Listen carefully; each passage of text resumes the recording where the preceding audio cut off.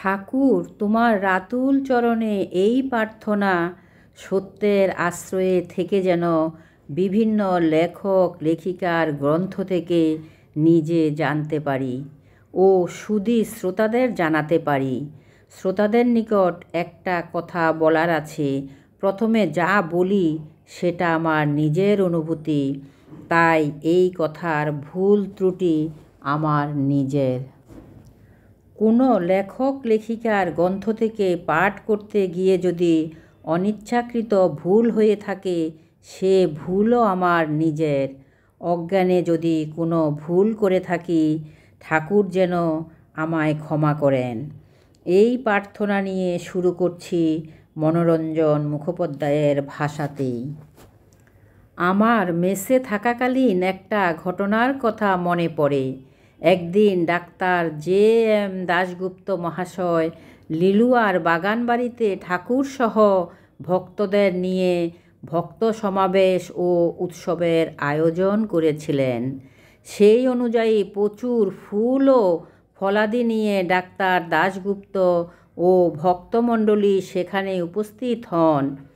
কিন্তু কী রহস্য আজও উদ্ঘাটন করতে পারিনি।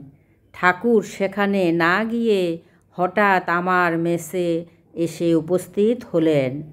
অবশেষে ডাক্তার দাশগুপ্ত ও ভক্তমণ্ডলী সংবাদ পেয়ে ফুল ফল ও মিষ্টান্নাদি নিয়ে আমার মেসে চলে এলেন। লিলুয়ার বাগানবাড়ির উৎসব আমার মেসের ঘরেই সম্পন্ন হলো এবং ভক্তদের মধ্যে প্রসাদ বিতরণ হলো। আমার মেসের ঘরখানি আনন্দের মহোৎসবে মেতে উঠল ভক্ত সমাবেশ ও ঠাকুরের উপস্থিতিতে। আমি আনন্দে আত্মহারা হয়ে গেলাম। আমার মেসের নিকট ভক্তপ্রবর অক্ষয় মজুমদার, বীরেন রায় ও প্রতাপ কবিরাজ মহাশয় থাকতেন। তারা সংবাদ পেয়ে আমার মেসে এসে আনন্দ উৎসবে যোগদান করলেন। তারা কেউ আজ আর বেঁচে নেই।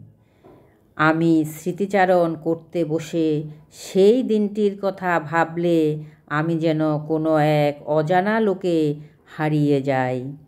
ঠাকুরের নিকট থেকে এত অফুরন্ত বিমল আনন্দ লাভ করেছি যা ব্যক্ত করার ভাষা আমার নেই।